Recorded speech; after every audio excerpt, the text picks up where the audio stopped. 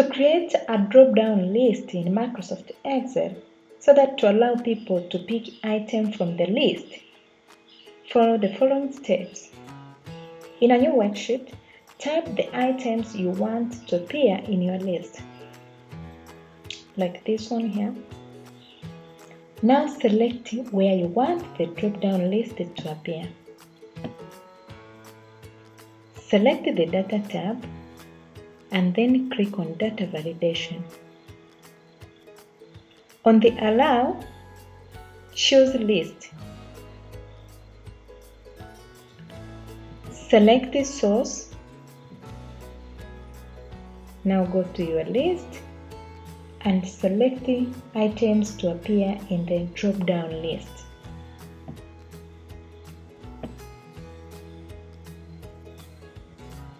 Press Enter when done, and then select OK. Your drop-down list will be working.